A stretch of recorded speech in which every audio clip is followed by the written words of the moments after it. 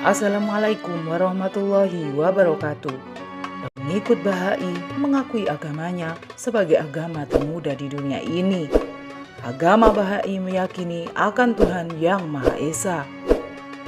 Pemeluk Bahai mengakui Baha'ullah yang merupakan pendirinya sebagai utusan Tuhannya.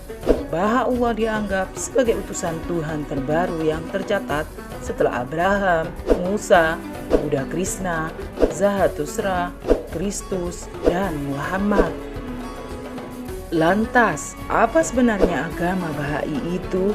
Apa saja inti-inti ajarannya? Serta ada berapa penganut Bahai di Indonesia? Nah, untuk memahami Bahai secara komprehensif, mari simak fakta-fakta Bahai di bawah ini. Namun sebelum itu, tekan tombol subscribe, klik lonceng untuk mendapatkan info-info terbaru dari channel ini. Terima kasih.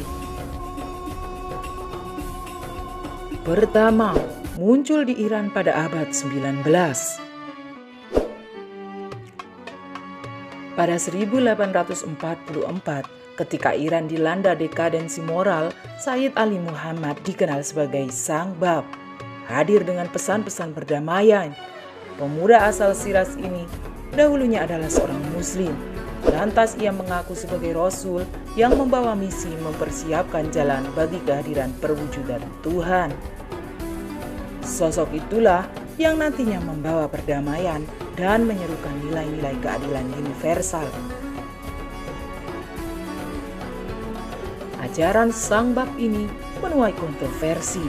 Banyak masyarakat mengikuti Sang Bab karena ajarannya menyerukan penolakan terhadap diskriminasi.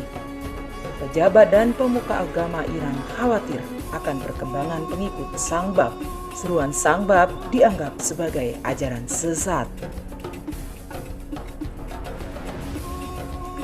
Kedua, Mirza adalah sosok Baha'ullah yang dinantikan. Salah satu sosok yang menjawab seruan Sang Bab adalah Mirza Husain Ali yang bermukim di Tehran, kawasan Iran. Pada usia 27 tahun, Mirza menyukai seruan Sang Bab setelah menerima teks-teks sucinya yang tersebar di Iran. Sebagai penganut yang taat, ia juga ikut menyebarkan paham tersebut. Alhasil, Mirza juga dijebloskan ke Siyah-Chal atau penjara gelap yang berada di Tehran. Dalam pengasingan itulah, Mirza merasakan Tuhan menggetarkan jiwa-jiwanya. Kejadian tersebut dia maknai sebagai perintah Tuhan kepadanya untuk meneruskan ajaran Sang Bab. Ia kemudian bergelar Baha'ullah, yaitu sosok yang kehadirannya telah dinanti oleh Sang Bab. Selama 40 tahun setelah keluar dari Siyah-Chal, Baha'ullah menyebarkan ajarannya itu. Buku karangannya menjadi kitab suci bagi agama Bahai yang dinamakan Kitab-i Aqdas. Hingga akhir hayatnya, Baha'ullah yang meninggal di Akka tidak pernah bertemu dengan Sang Bab yang dimakamkan di Bukit Karmel, yang saat ini menjadi kiblat bagi umat Bahai ketika ibadah. Setelah kematian dua tokoh Bahai, tugas Baha'ullah dilanjutkan oleh Abdul Baha yang merupakan putra pertamanya. Dialah satu-satunya juru tafsir agama Bahai. Di akhir hayatnya, Abdul Baha menunjuk cucu tertuanya, Shoghi Effendi, yang berjuluk Wali Agama Tuhan sebagai penerusnya. Effendi memiliki peran besar dalam menerjemahkan banyak tulisan Bahai dan menyebarkannya ke berbagai negara. Ketiga, berpendapat bahwa semua Tuhan itu sama. Ada 3 prinsip dasar agama Bahai, yaitu keesaan Tuhan, kesatuan sumber surgawi dari semua agama, dan kesatuan umat manusia. 3 pilar itu disebut sebagai kesatuan dalam keanekaragaman. Ajaran pokok Baha'ullah mengajarkan bahwa Tuhan itu Esa, walaupun manusia menyebutnya dengan istilah yang berbeda. Dalam agama Bahai, Tuhan kamu dan Tuhan saya itu sama. Keempat, semua utusan Tuhan berasal dari Tuhan yang sama.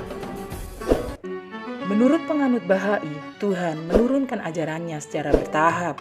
Sosok yang bertugas untuk memperkenalkan ajaran Tuhan di bumi adalah para nabi dan rasul. Bahai meyakini rasul-rasul seperti Ibrahim, Isa, Muhammad, Zoroaster, Buddha, Sangbab, dan Baha'u'llah merupakan utusan Tuhan yang sama. Baha'u'llah menyatakan bahwa semua manusia adalah satu dan setara di hadapan Tuhan. Oleh sebab itu, praktik diskriminasi berbasis ras dan agama merupakan tindakan yang melanggar ajaran Tuhan. Bagi penganut Bahai, inilah yang menyebabkan Bahai mudah diterima oleh masyarakat pada awal kemunculannya di Iran. Sebab Bahai menolak sistem diskriminatif yang dilanggengkan oleh penguasa pada masa itu. Kelima, masuknya agama Bahai ke Indonesia. Agama Bahai telah masuk ke Indonesia sejak Baha'u'llah masih hidup.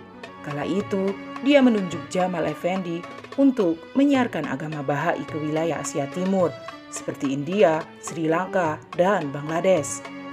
Bersama rekannya Said Mustafa Rumi, mereka juga mengunjungi Myanmar pada 1878 dan Penang pada 1883. Pelayaran mereka berlanjut hingga Singapura. Dari sana, mereka mengantongi izin dari Belanda untuk memasuki Pulau Jawa melalui Batavia. Setibanya di Jakarta, mereka bermukim di perkampungan Arab Pakojan yang saat ini berada di Tangerang. Mereka hanya diizinkan Belanda untuk mengunjungi kota-kota pelabuhan. Mereka sempat mendatangi Surabaya, Bali, Lombok, hingga Sulawesi. Pemberhentian mereka di Makassar rupanya disambut oleh Raja Fatah yang tertarik dengan agama baru ini. Pendakwah Bahai ini juga disambut di Kerajaan Brunei.